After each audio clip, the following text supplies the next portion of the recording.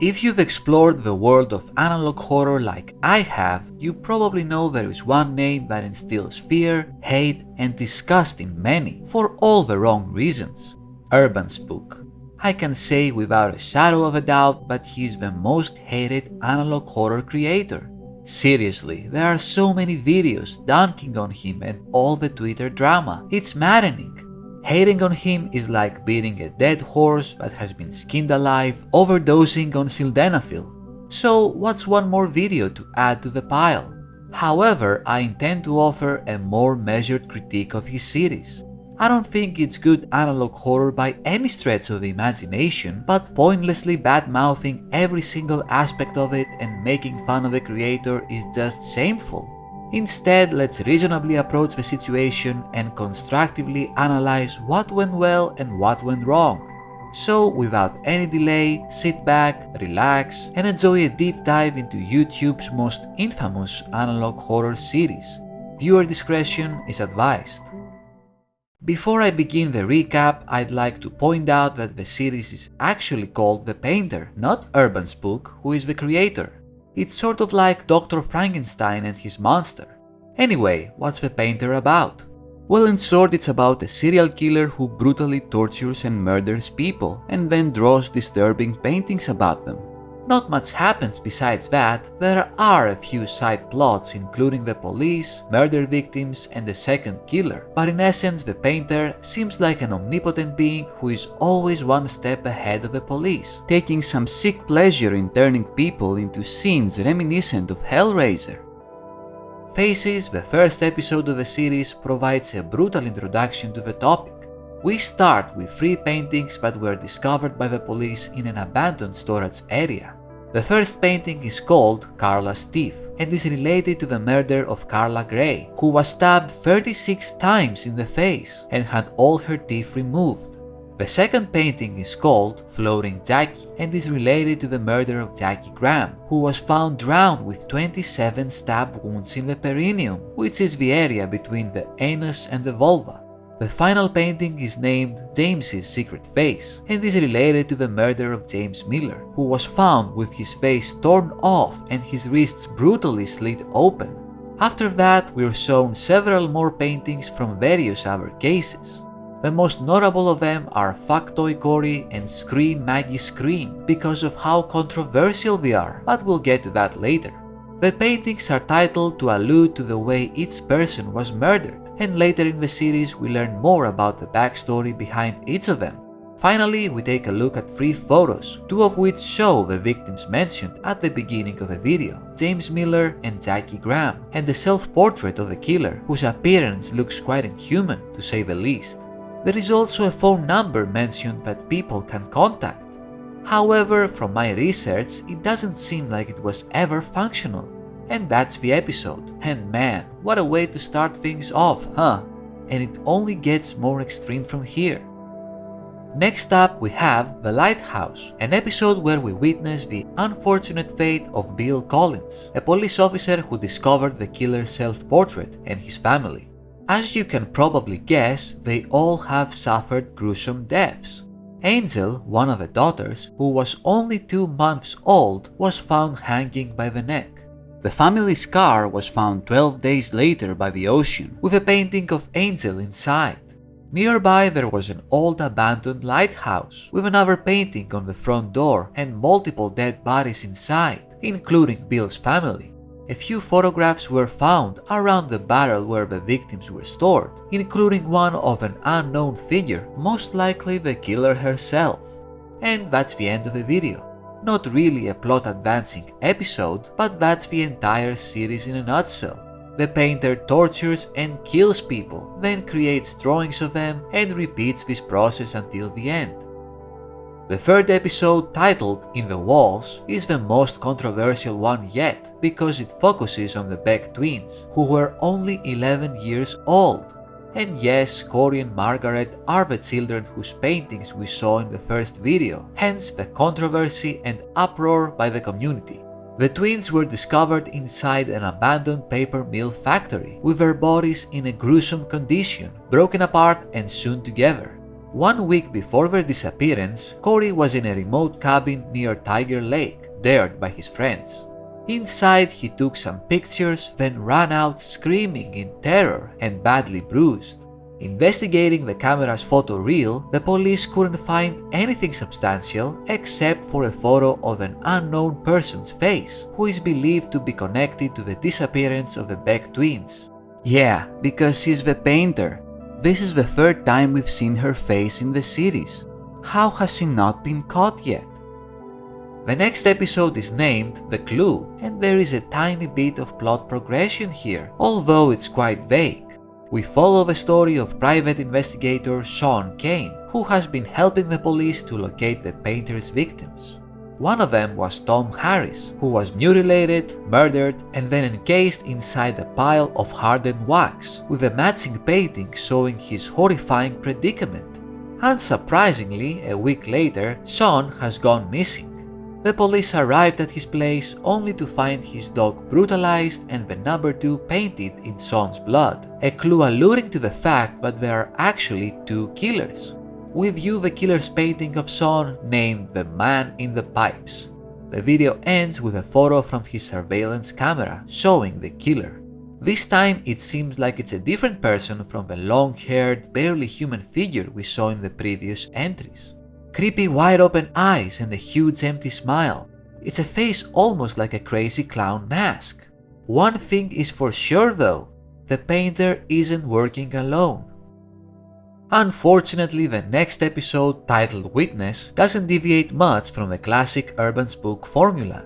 This time we have 3 victims of the painter's violence: Tina Rosenberg, her sister Flora, and her boyfriend Jack Stryker. During the road trip to celebrate Tina's 20th birthday, they get stranded in the woods and fall victim to the painter's depravity. The police investigate the area, hear screaming, and find Tina still alive, although with most of her body mutilated. Mama Max's cousin and Flora, however, are not so lucky, with both of them ending up dead in violent ways. Interestingly though, after escorting Tina from the scene, the police find the hastily drawn painting of Jack inside the car, signifying that the killer is still lurking somewhere nearby.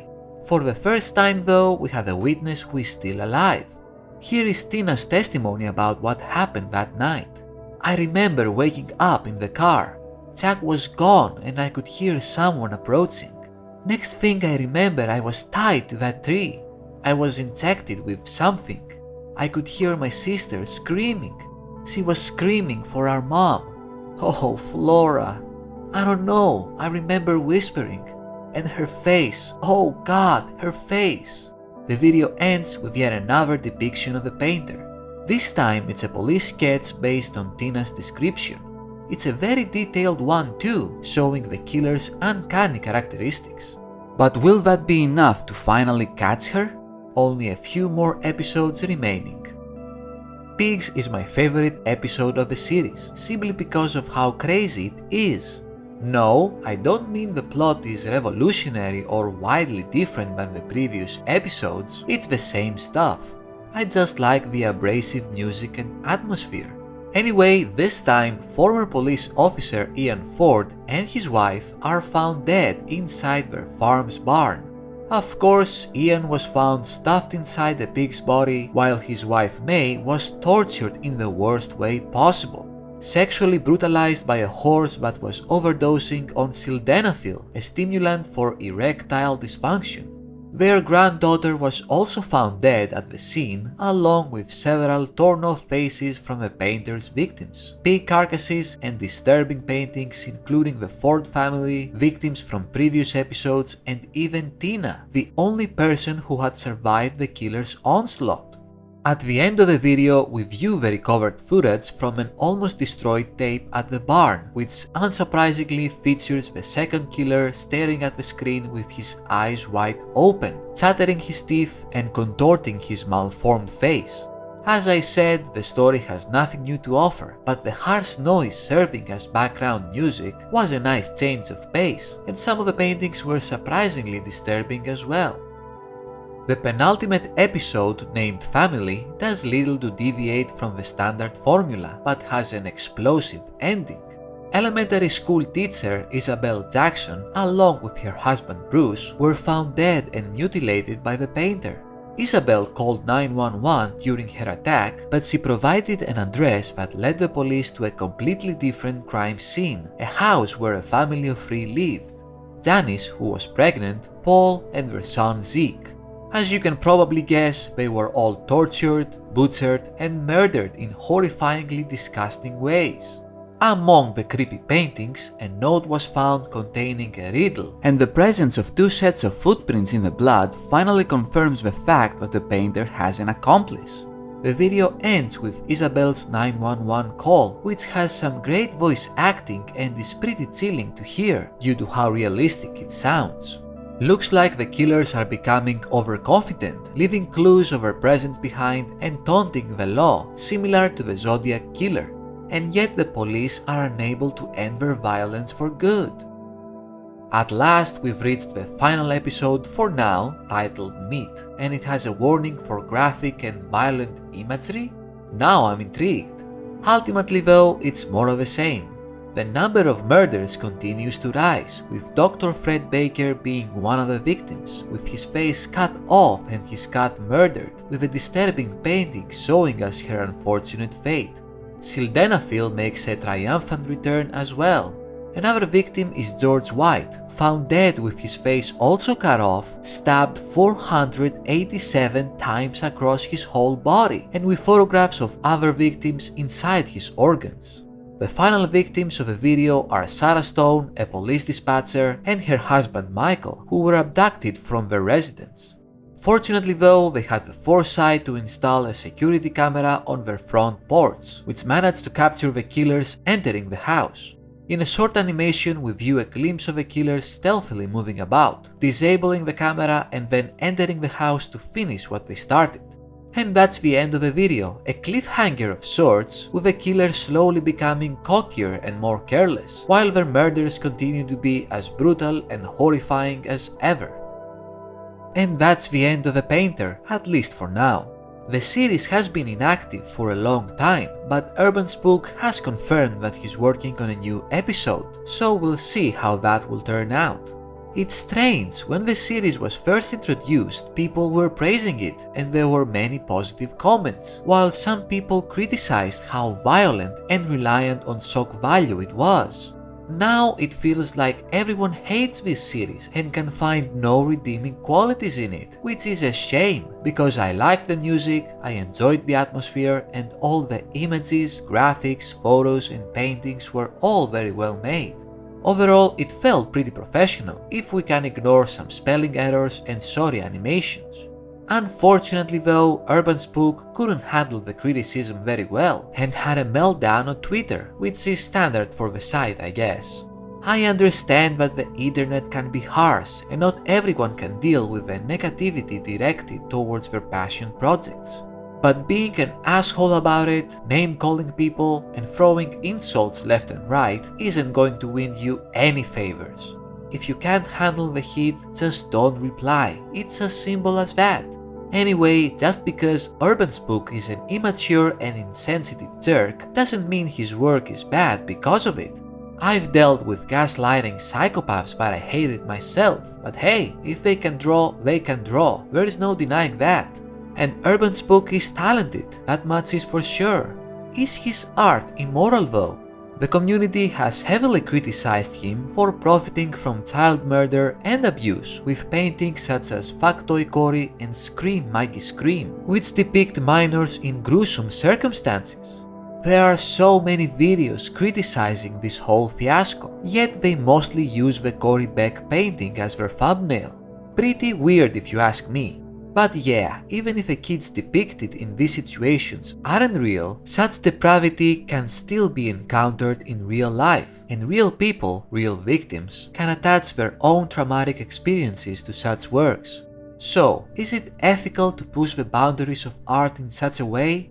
Should such creations be unrestricted and uncensored no matter what?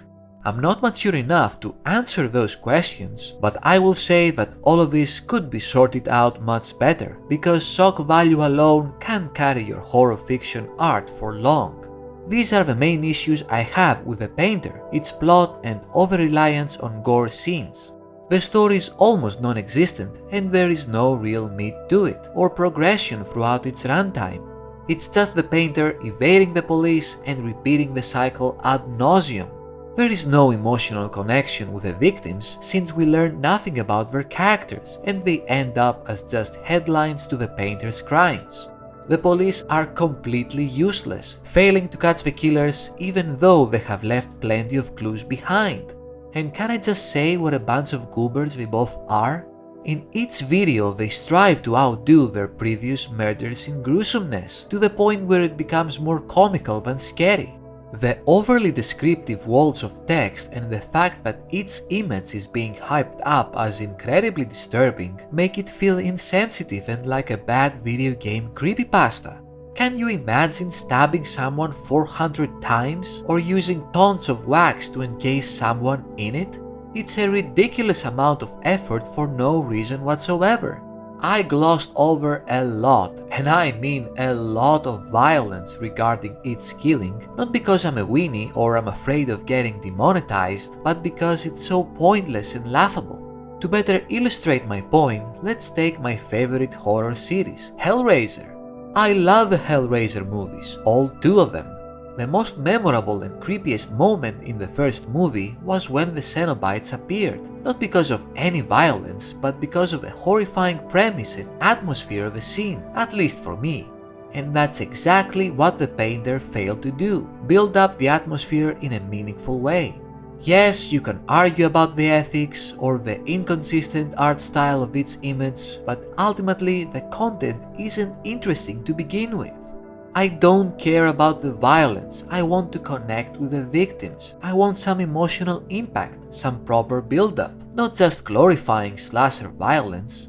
I do believe he can turn things around if he wants to, even if the series isn't as relevant anymore. UrbanSPOOK, all you gotta do is block out the noise, focus on the constructive criticism, and keep on grinding. And if you're an asshole, so be it. I still wish you all the best in your artistic endeavors. And that's all I had to say about UrbanSPOOK's analog horror series called The Painter. Thank you very much for watching, I hope you enjoyed it. Leave a like if you did, comment your thoughts below, and subscribe for more stuff. You know how it goes. You can also support me on Patreon or become a channel member for early access to my videos and other perks. Have a great day, and until next time, take care and have fun.